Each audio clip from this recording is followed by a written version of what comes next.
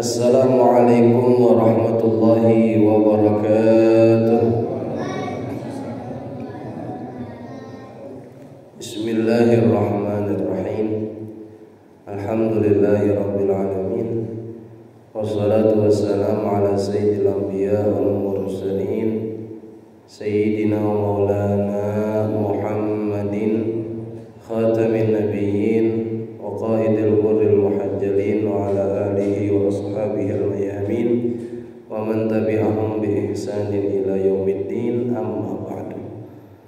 Qala al-musannifu rahimahullahu ta'ala wa adama nafa'a bihi bi ulumihi bid darain amin ila qala al-hadithul hadi wa thalathun an Abil Abbas Sahl bin Sa'd as-Sa'idi radhiyallahu anhu qala jaa rajulun ila an-nabiy sallallahu alaihi wasallam faqala ya Rasulullah dullani ala amalin idza amiltuhu ahabbani Allah wa ahabbani an-nas faqala izhad fid dunya yuhibbuka Allah wazhad fi ma indan nas yuhibbuka an-nas. Haditsun hasan rawahu Ibnu Majah wa ghairuhu bi asanida hasanah wallahu a'lam.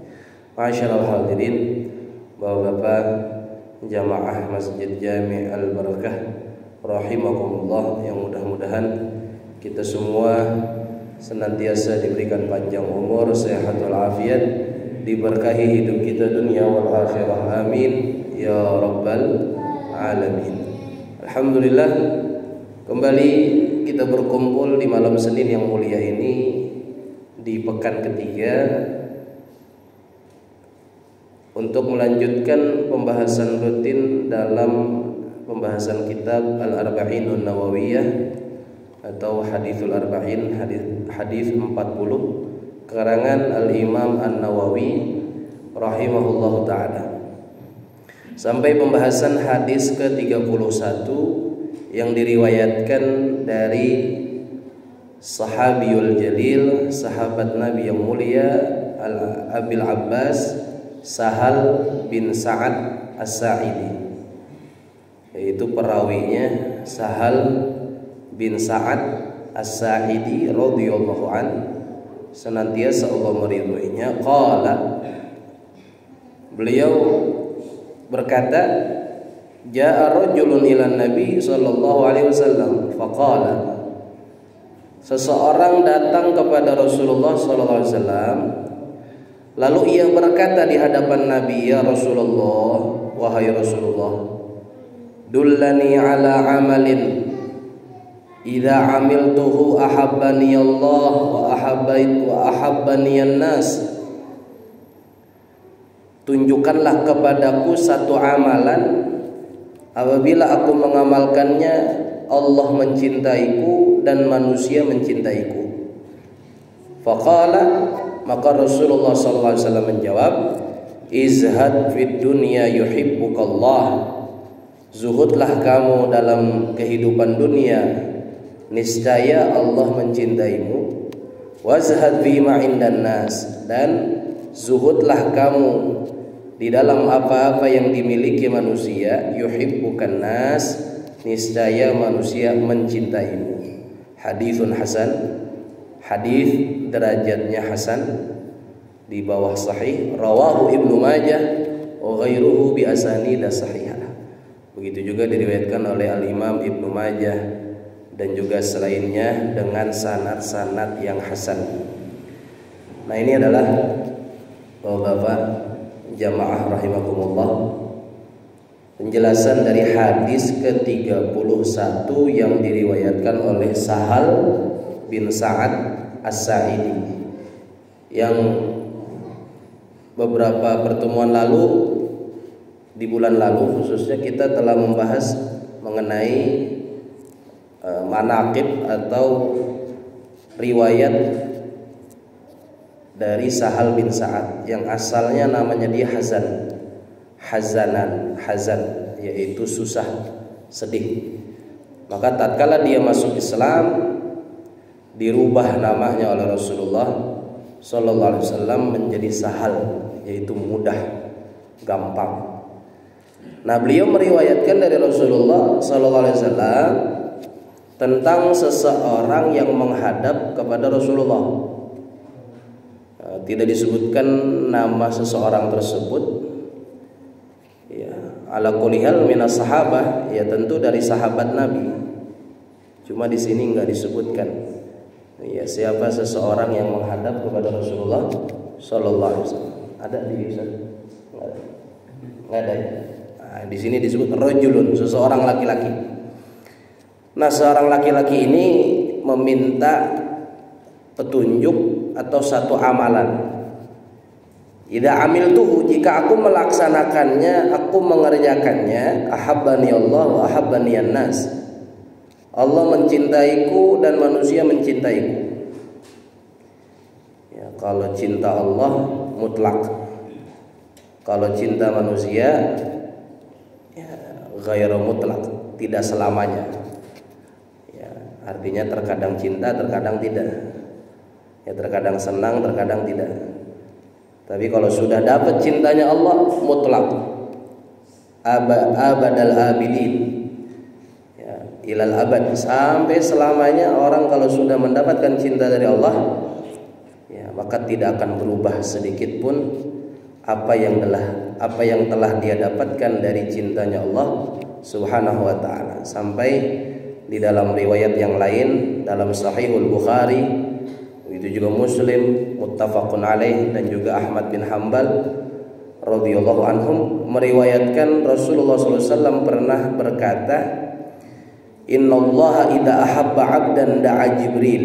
Sesungguhnya Allah Ta'ala apabila telah mencintai seorang hamba, maka Allah akan memanggil malaikat Jibril. Faqal, kemudian Allah berkata kepada Jibril, inni uhibbu fulanan fa ahibbuh. Hai Jibril, sesungguhnya aku, kata Allah, mencintai hambaku si fulan bin fulan atau fulanah binti fulan, fa ahibbuhu. Ya, fa ahibbah, maka cintailah dia sebagaimana aku mencintainya. Fa yuhibbuhu Jibril. Ya, karena Allah Ta'ala mencintai hamba tersebut, maka malaikat Jibril ikut serta mencintai hamba tersebut. Tsumma yunadi fis sama, kemudian malaikat Jibril menyeru di penduduk langit. Ya, malaikat Jibril berteriak kepada malaikat penduduk langit, fayaqul innallaha yuhibbu fulanan fa ahibbuh. Sesungguhnya Allah Ta'ala mencintai hambanya fulan bin fulan atau fulana binti fulan, fa ahibbuh, maka cintailah dia sebagaimana aku dan Allah mencintainya. Fayuhibbuhu ahlus sama, maka Allah mencintai, maka orang tersebut dicintai oleh penduduk langit, oleh para malaikat, dari langit pertama sampai ke 7, sampai ke Sidratul Muntaha, sampai ke Arsy. Ya, di setiap langit itu ada malaikat. Tsumma, kalau sudah mendapat cintanya Allah, cintanya malaikat Jibril dan bahkan seluruh malaikat yang ada di langit, yudha'u lahul qabul fil ard, kata Rasulullah. Ya, tentu orang ini nih yang dicintai Allah, dicintai Jibril, dicintai para malaikat, akan diterima oleh penduduk bumi. Ucapannya akan didengar, perilakunya akan ditiru, hikmahnya akan menjadi teladan, ya, bagi setiap orang yang melihatnya, bagi setiap orang yang bertemu dengannya. Ya, makanya ya, saya punya guru itu selalu bilang, jadilah hamba Allah yang viralnya di langit, tidak hanya viral di bumi. Ya, sekarang orang berebut nyari viral, popularitas, ketenaran di dunia. Ya, pengen jadi orang tenar di dunia, pengen jadi orang terkenal di dunia. Tapi di langit, penduduk langit nggak ada yang kenal sama dia.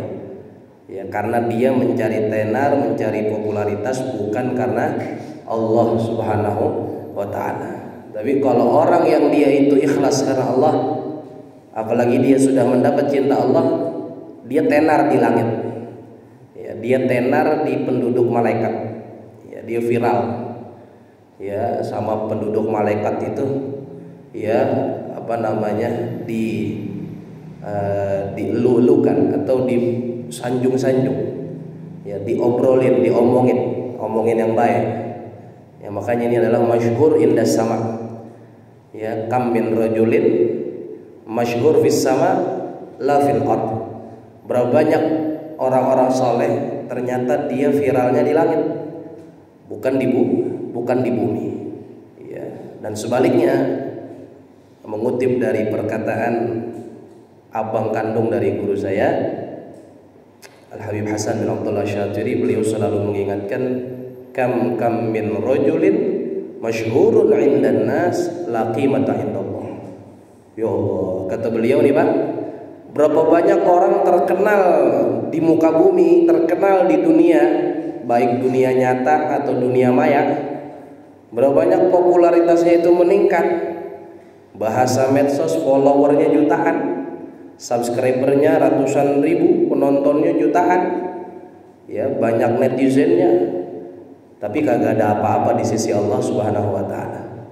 Berapa banyak orang yang mulia di sisi manusia, tapi kagak mulia di sisi Allah Subhanahu wa taala. Nauzubillah, tsumma nauzubillah min dzalik. Nah, hadis ini sesuai dengan apa yang Rasulullah amanatkan kepada Umar ibn al-Khattab dan Ali bin Abi Thalib. Wahai Umar, wahai Ali, ya, kalau kalian berangkat haji ke Mekah, jangan lupa kalian cari seseorang bernama Uwais Al-Qarni. Uwais Al-Qarni. Temuilah dia, minta doanya dan salamkan untuknya dari saya Rasulullah sallallahu alaihi wasallam. Ini Umar bin Khattab sama Sayyidina Ali bin Abi Thalib penasaran, kok Rasulullah ampe nitip salam sama nih orang. Padahal ini orang belum pernah ketemu Rasulullah. Ini orang belum pernah berjumpa dengan Nabi Muhammad sallallahu alaihi wasallam. Ya, sampai setahun berikutnya Rasulullah wafat, barulah Sayyidina Umar bin Khattab dan Ali bin Abi Thalib berkesempatan untuk berangkat haji dari kota Madinah ke Mekah. Kemudian ketika di Mekah, lalu mabit di Mina 3 hari tasyrik, 11, 12, 13 Dzulhijjah. Umar bin Khattab tiba-tiba ingat pesan Rasulullah, ingat amanat Rasulullah, ya sebelum wafat, bahwasanya kalau kalian berangkat haji, temuilah seseorang dari Yaman bernama Uwais Al-Qarni. Nah ini nih, seorang tabi'in. Jadi dia bukan sahabat, walaupun dia sezaman sama Nabi, cuman dia nggak pernah ketemu Rasulullah. Dia nggak pernah berjumpa dengan Nabi Muhammad, tapi dia beriman sama Rasulullah. Dia termasuk orang yang sangat taat kepada Allah.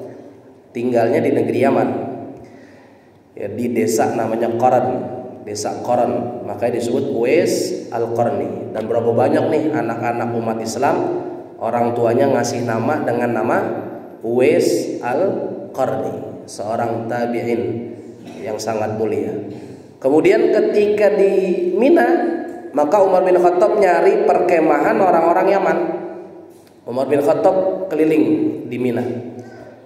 Kata Umar bin Khattab, ketika berada di perkemahan orang-orang Yaman, beliau berteriak, "Man minkum Uwais Al-Qarni," gitu. Hei penduduk Yaman, siapa di antara kalian yang namanya Uwais Al-Qarni? Kemudian kata mereka, "Ma minna Uwais illa majnun." Kata orang-orang Yaman nih Pak, "Wahai Amirul Mukminin, wahai Umar bin Khattab, kagak ada di antara kita yang namanya Uwais kecuali dia orang gila, kecuali dia orang stres, dan dia penggembala kambing." Kemudian kata Umar, "Adakah dia hadir atau dia datang ke tempat ini atau dia haji?" "Iya, dia sedang menggembala kambing." Ini namanya orang dulu ya masih bebas ya, kalau sekarang kagak boleh gembala kambing lagi haji kan gitu. Ini zaman dulu kita bicara.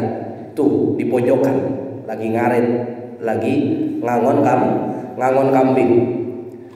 Kemudian Umar bin Khattab dan Ali menghampiri dia. Dia lihat apakah benar ini yang Rasulullah sampaikan amanatnya?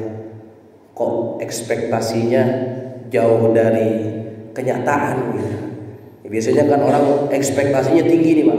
Wah ketemu tuh Pak Haji itu atau Pak Kiai itu. Bukan orang, wah mantep nih, orang hebat nih, orang terkenal nih. Pas dilihat, ya bener iya apa kagak? Ini hatinya Umar bin Khattab nih. Dan Sayyidina Umar orangnya kan gagah Pak. Orangnya kan perkasa. Dan dia orang yang dekat sama Nabi. Pas ngelihat potongannya, kayaknya kagak ini begini deh. Kayaknya bener orang gila kayaknya begitu teman. Jadi kagak yakin begitu. Bukan suudon, bukan, cuman kagak yakin aja. Akhirnya Umar bin Khattab nanya, anta Uwais? Kamu Uwais? Kamu dari Yaman? Iya. Nama saya Uwais. Saya dari Yaman. Desanya kamu Karan? Iya. Saya Uwais Al-Qarni. Saya datang dari desa Karan. Ada apa wahai Amirul Mukminin? Katanya. Kemudian Amirul Mukminin bilang, Umar bin Khattab, sebelum Rasulullah wafat, saya disuruh temuin kamu. Enggak hanya suruh temuin, saya disuruh minta doa sama kamu. Kamu doain saya nih sama Ali bin Abi Thalib. Enggak hanya disuruh minta doa, Rasulullah titip salam sama kamu. Bahasa kita, lu kelebihannya apa lu gitu. Sampai Rasulullah nitip salam. Apa yang kamu lakukan Uwais? Rasulullah kok sampai titip salam? Rasulullah sampai suruh minta doa sama kamu. Kemudian kata Uwais Al-Qarni, saya nggak punya kelebihan apa-apa wahai Amirul Mukminin. Saya nggak punya keistimewaan apa-apa wahai Amirul Mukminin. Hanya saja saya ini punya ibu yang sangat saya cintai, yang sangat saya sayangi. Dan sekarang saya pergi haji, berangkat haji dengan dia, dan saya tidak biarkan dia berangkat dari Yaman ke Mekah nginjek tanah bumi. Enggak saya biarin. Maksudnya emaknya itu Pak digendong dari Yaman ke Mekah, keliling Ka'bah, tawaf, enggak boleh tuh nginjek ubin Masjidil Haram atau tanah Masjidil Haram. Digendong sama anaknya Uwais Al-Qarni. Saking baktinya kepada ibu. Oh, dapat dah jawabannya. Kenapa Rasulullah suruh temuin, suruh minta doa, bahkan Rasulullah nitip salam, karena dia adalah anak yang sangat berbakti sama orang tuanya. Wah, ini udah limited edition nih Pak. Udah 1001 di zaman sekarang. Bahkan ya kata Uwais Al-Qarni, dia ini termasuk orang yang betul-betul nggak kepengen dilirik sama manusia gitu. Menjauh dari keramaian manusia, nggak pengen terkenal dah. Padahal dia ini terkenal di langit nih, yang maksud saya tadi. Berapa banyak orang kagak terkenal di bumi tapi terkenal di langit. Salah satunya Uwais. Uwais pernah dia satu ketika nyari makan di gundukan sampah, di tong sampah. Cuman ada 2 tong sampahnya. Ya, yang satu ini Uwais nyari makanan sisa. Ya, masya Allah, ada nasi dibuang, ada ayam dibuang, mungkin diambil tuh. Nah, kemudian satu ketika lagi nyari makanan sisa di tempat sampah, di sebelah tempat sampahnya ini ada anjing lagi nyari makanan juga. Ya, jadi berebutan sama anjing nih Bang. Ya, berebutan sama anjing. Seumur-umur kita belum pernah berebutan sama anjing. Ya kalau ada anjing kita kabur, ya dah, lu makan dah. Mendingan gua kabur. Lah ini kagak berebutan. Ini anjing gonggong dulu. Kata Uwais, anjing, emang anjing ini kan gitu. Ya bukan saya kasar ya, anjing kata Uwais. Nah kan kalau orang kagak ngerti, wah gila nih ngomong sama binatang. Tapi ini kan dia orang soleh, dia ini kekasih Allah. Dia bilang, anjing, andaikan yang selamat nanti di hari kiamat di jembatan Sirat kamu, aku relakan nih makanan ini buat kamu, ambil dah. Tapi kalau yang selamat di hari kiamat di jembatan Sirat saya, kamu gak boleh ngambil makanan saya. Jadi merasa lebih hina bahkan dari binatang. Radhiyallahu anhu. Nah ini adalah bapak-bapak jemaah sekalian mengenai sosok yang terkenal di langit, ya bukan terkenal di bumi, yaitu di langit, Uwais Al-Qarni rahimahullahu ta'ala. Maka dari itu kata Sahal bin Sa'ad, Ketika orang ini bertanya, apa amalan supaya dicintai Allah dan manusia? Maka Rasulullah menjawab, izhad fid dunya yuhibbukallah. Zuhudlah kamu di dalam urusan dunia, maka Allah mencintaimu. Jadi cintanya Allah Ta'ala bergantung kepada sifat zuhudnya kita sebagai hamba Allah. Ya kalau sederhananya zuhud ini Pak, yang kagak ambisi ya Pak urusan dunia gitu. Kagak ngotot pengen dapetin nikmat dunia. Kalau dapat alhamdulillah, kalau kagak wa syukurillah gitu. Ya, jadi nggak ambisi banget. Ya biasa-biasa aja, sekedarnya aja. Ya, maka orang yang seperti ini adalah orang yang insya Allah sebagaimana yang Rasulullah katakan, yuhibbukallah. Engkau akan dicintai oleh Allah. Wa sayyiduz zahidin, dan siapa pemimpinnya orang-orang zuhud? Pemimpinnya orang-orang zuhud adalah Nabi kita Muhammad SAW. Ya, Rasulullah itu hidup dalam keadaan zuhud. Zuhud ini kan memang banyak makna Pak. Ada yang bilang dunia ini hanya di tangannya bukan di hatinya. Ada yang bilang dia cari dunia buat akhiratnya. Nanti semua akan ada kesimpulannya. Ya Rasulullah itu walaupun seorang nabi, seorang rasul, ketika dia doa pasti mustajab, tapi tetap Rasulullah hidup dalam kesederhanaan. Ya, jadi tidak pamer kehidupan di dunia, tidak pamer hartanya, tidak pamer kedudukannya dan lain sebagainya.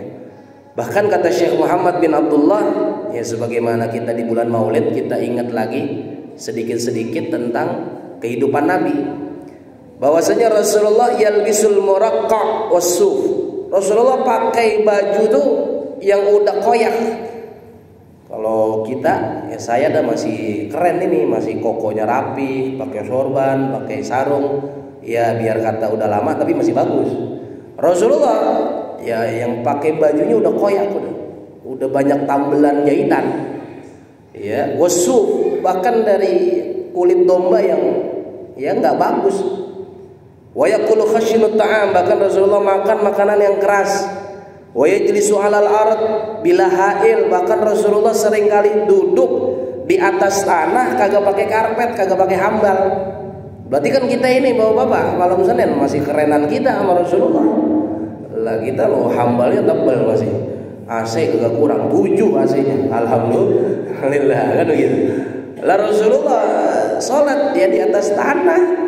Kagak ada karpet, kagak ada sejadah, apalagi hambal permadani. Waduh, jarang ketemu itu. Rasulullah seringkali duduk di bawah tanpa alas apapun. Ya, wa yaqulu 'alaiha, kemudian Rasulullah makan itu makanan yang keras lagi, yang udah lama, yang udah kagak enak. Ayo, beliau katakan innama ana akilu kama yaqulul 'abd. Saya ini Muhammad bin Abdullah makan seperti makannya seorang budak. Wa ajlisu kama yajlisul 'abd, dan saya duduk layaknya seperti duduk seorang budak. Maka ya ini adalah keadaan Rasulullah sallallahu alaihi wasallam. Bahkan ya dikatakan kata Syekh Muhammad Ad-Dimyati, yamurru alaihi syahran wa la yuqadu fi buyutihi misbah wa la narun litabkhin. Bahkan nih Pak, saking, bukan kita bilang saking susahnya ya, ya saking Rasulullah itu menjadi contoh sebagai orang yang zuhud di dunia. Padahal Rasulullah bisa aja minta sama sahabat, minta bisa. Rasulullah bisa doa kepada Allah dikabulin doa apa yang beliau mau, tapi beliau kagak. Pengen ngajarin kepada kita bagaimana hidup di dunia ini tidak bergantung kepada manusia, tapi awalnya didahulukannya kita bergantung kepada Allah. Baru nanti dicarikan jalannya lewat pertolongan atau bantuan manusia. Jadi bukan berarti kita kagak butuh orang, bukan berarti kita nggak butuh manusia. Ya kan prinsipnya simbiosis mutualisme kan gitu. Saya butuh bapak butuh saya. Malam Senin kalau bapak doang saya kagak ada, kan kagak ada yang ngajar. Atau saya datang doang sendiri, kagak ada bapak, kagak jadi taklim kan gitu. Itu kan saling bergantung, saling berkaitan. Nah, kalau saya datang doang, bapak pada kagak datang, yang ngajar sama siapa saya kan gitu. Nah ini namanya apa? Simbiosis mutualisme. Nah, Rasulullah mengajarkan dahulukan Allah dulu, baru ntar manusia. Bahkan pernah Rasulullah 2 bulan 60 hari di rumahnya kagak ada sesuatu yang bisa dimakan. Bahkan nggak ada cahaya. Ya kalau bahasa orang dulu, lampu sempornya, lampu patromak kagak ada minyaknya. Jadi buat nyalain lampu aja kagak ada minyaknya. Dan buat makan kagak ada kayu bakarnya. Makanannya pun kagak ada. Jadi gandum, apalagi daging, apalagi sayur asam, ikan teri, ikan bawal, jengkol, waduh kagak ada dah. Jadi kita kalau makan sedep banget. Rasulullah pernah 2 bulan kagak makan apa-apa, illa tamar wal ma, kecuali air buat minum sehari-hari sama korma 3 biji. Berarti 3 kali 6 itu 180 butir. Rasulullah punya stok korma 180 butir buat 2 bulan. Satu harinya 3 korma. Jadi yang beliau makan saban hari sampai 2 bulan, korma 3 biji sama air buat minum sehari-hari. Ini rasa-rasanya kalau ya kita Allah takdirin kayak Rasulullah nih, ya pokoknya di rumah kita timbang ada air sama singkong makan 2 bulan, kira-kira begini Pak. Saya aja kagak kuat, apalagi bawa bapak kan gitu. Kayak gini jangan 2 bulan, sehari kagak ketemu nasi. La ilaha illallah. Padahal udah makan Bang. Ya aduh, alhamdulillah Ustaz belum. Lah, bener belum makan. Tadi pagi sih baru sarapan lontong 7 biji kan gitu. Lontong aja belum dibilang nasi tuh. Lah kita bagaimana Rasulullah 2 bulan tibang ketemu air sama korma 3 butir. Sallallahu alaihi wasallam. Kita mah kagak kuat dah. Ya, kita mah kagak kuat. Bahkan Rasulullah pernah ya punya tetangga yang mana dia itu punya susu yang banyak dari kambingnya. Fayursiluna lahu min labaniha. Kemudian tetangganya ini ngirim susu kepada Rasulullah sallallahu alaihi wasallam. Wa kana yabitul layali al-mutatabi'ah tawiyan huwa wa ahluhu la yajiduna asya'an. Ya, kemudian ketika dapat susu ini malah Rasulullah kasih sama orang miskin, sama orang yang katakan minta-minta gitu. Jadi baru dapat susu dikasih lagi. Sore-sore ini pengemis datangnya, malamnya Rasulullah lihat di meja makan kagak ada apa-apa. Padahal bisa aja tadi tuh susu Rasulullah minum sama keluarganya. Tapi Rasulullah kagak inget kalau di rumahnya nggak ada makanan, dia kasih aja. Ternyata Rasulullah malam itu sama keluarganya, sama istri dan anak-anaknya kagak dapat makan malam. Sallallahu alaihi wa alihi wasallam. Pernah Sayyidah Fatimah radhiyallahu anha didatengin sama ayahnya. Jadi Rasulullah datang ke rumah Fatimah. Kemudian kata Rasulullah, ada makanan wahai Fatimah? Kemudian kata anaknya, enggak ada wahai ayah. Enggak ada ya Rasulullah. Ali bin Abi Thalib lagi belum dapat rezeki gitu. Kemudian Fatimah dengan muka raut yang sedih, dia buka tuh bajunya Pak, dia singkap. Ya Rasulullah, Rasulullah melihat di perutnya ada satu batu diikat. Ya artinya Fatimah ini udah kagak makan satu hari. Ya Rasulullah, sudah sehari di rumah ini nggak ada makanan. Sudah sehari di rumah ini nggak ada stok buat saya dan Ali makan dan anak kami Hasan dan Husain. Rasulullah senyum doang. Ya ketika Fatimah nyingkap ada satu batu di perutnya, diganjel buat nahan lapar. Rasulullah senyum, Rasulullah gantian nyingkap bajunya, dia buka 3 batu di perutnya. Kalau putrinya Sayyidah Fatimah 1 batu buat ganjel lapar, Rasulullah 3 batu buat ganjel lapar. Berarti udah 3 hari kagak nemu makanan di rumahnya. Sallallahu alaihi wa alihi wasallam. Ya, makanya kalau yang kita pernah ngerasain lapar, ya alhamdulillah, berarti kita pernah merasakan sedikit apa yang Rasulullah rasakan. Nah ini maksudnya adalah sifat zuhud. Pernah Sayyidina Umar bin Khattab radhiyallahu anhu warda ngelihat Rasulullah lagi tidur, cuman tidurnya fi hasir, ya min khashab, dari apa? Tikar dari pohon kurma. Ya, min hasir dari pohon kurma, dari tikar. Ya kalau bahasa kita nih tikar pandan nih Pak. Rasulullah itu tidur di atas tikar pandan tuh, cuman tikarnya terbuat dari pohon kurma, dari daun kurma. Ya tentu kalau tidur di tikar gitu kan nyeplak. Ya tikar pandan kayak atau tikar biasa gitu. Kita kan kalau tiduran begitu itu kan nyeplak. Rasulullah bagian kanannya ini, karena Rasulullah kan tidur berbaring ke sebelah kanan. Ketika bangun sekujur tubuh sebelah kanannya ini bekas tikar semua. Ya, nyeplak semua. Akhirnya Sayyidina Umar sedih ngelihat Rasulullah begitu. Ya, kemudian kata Sayyidina Umar, kata Rasulullah ketika ngelihat Umar nangis atau sedih, "Mayubkika ya Umar?" Umar, kenapa kamu sedih? Apa yang kamu pikirin? Kemudian kata Umar bin Khattab, "Dzakartu Kisra wa Kaisar aduwallah fil khaz wal qaz wal harir wad dibaj." Ya Rasulullah, aku teringat dengan penguasa Kaisar, penguasa Kisra, penguasa Romawi, Persia. Mereka raja-rajanya yang mana mereka musuhnya Allah. Mereka nggak mau masuk Islam, tapi mereka hidup dalam kenikmatan, dalam kemewahan. Tidur di atas ranjang terbuat dari emas. Ya, bantal dan ranjangnya empuk. Ya, luar biasa nikmat mereka hidup. Wa anta Rasulullah wa khiratuhu min khalqi ala hada, dan engkau adalah Rasulullah. Engkau adalah kecintaannya Allah, engkau adalah kekasihnya Allah. Kenapa engkau hidup seperti ini ya Rasulullah? Jadi Umar bin Khattab kagak terima Pak, ngelihat Rasulullah hidup dalam kesederhanaan. Kok raja-raja Romawi Persia hidupnya dalam kemewahan, Rasulullah dalam kesederhanaan, bahkan dalam kesusahan.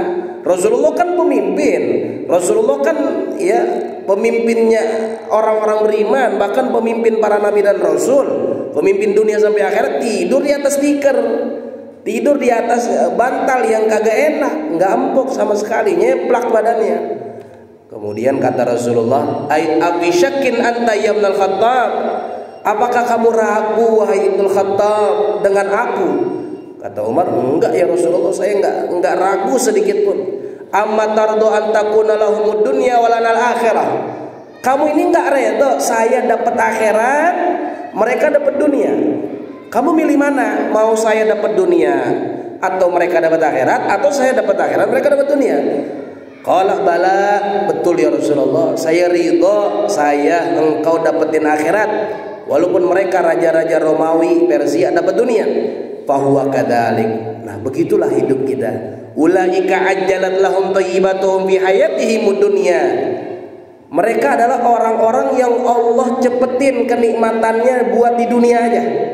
Cepetin kemewahannya buat di dunia aja, cepetin kesenangannya buat di dunia aja, di akhirat kagak.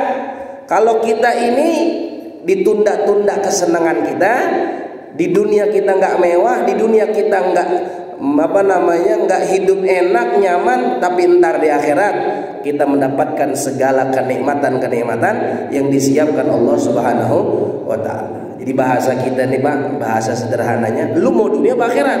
Oh, akhirat aja Rasulullah, kagak jadi dunia gitu. Jadi Umar bin Khattab udah insaf, artinya dia udah memahami ya bagaimana konsep kehidupan Nabi Muhammad sallallahu alaihi wa alihi wasallam. Bahkan kata Rasulullah dalam satu hadis yang diriwayatkan oleh Imam At-Tirmidzi dan Imam Ibnu Majah, "Lau kanatid dunya tusawi indallah janaha ba'udah, ma saqa kafiran minha syarbata ma."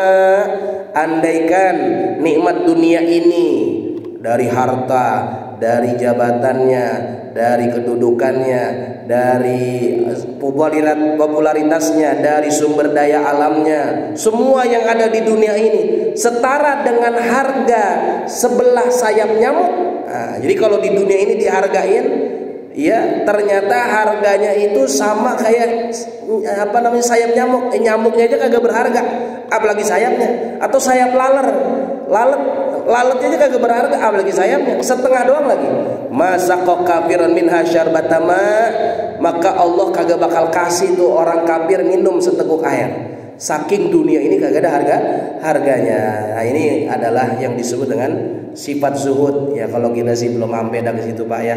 Ya kita alhamdulillah makan masih ketemu 3 kali sehari, yang ngerokok masih enak, kopi juga 3 kali sehari. Alhamdulillah ya. Maka dari itu minimal hati kita ini yaitu tadi tidak berambisi terhadap dunia, tidak berambisi terhadap kenikmatan dunia. Dapat alhamdulillah, kagak dapat wa syukurillah. Memang sudah ketetapan Allah Subhanahu wa taala. Artinya bukan kayak orang-orang ambisius, kalau dunia dapat dia pamer, dia bangga.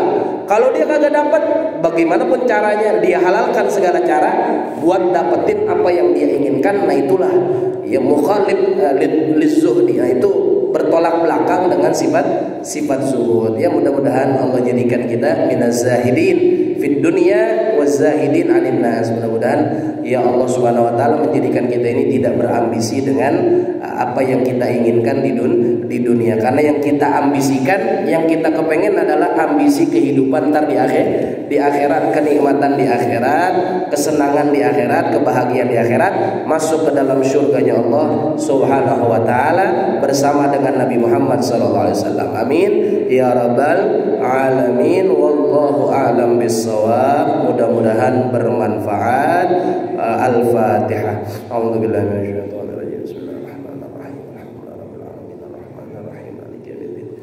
Iyyaka na'budu wa iyyaka nasta'in ihdinas siratal mustaqim siratal ladzina an'amta 'alaihim ghairil maghdubi 'alaihim waladdallin. Amin. Qala Rasulullah sallallahu alaihi wasallam, afdalu ma qultuhu ana wan nabiyyuna min qabli, la ilaha illallah.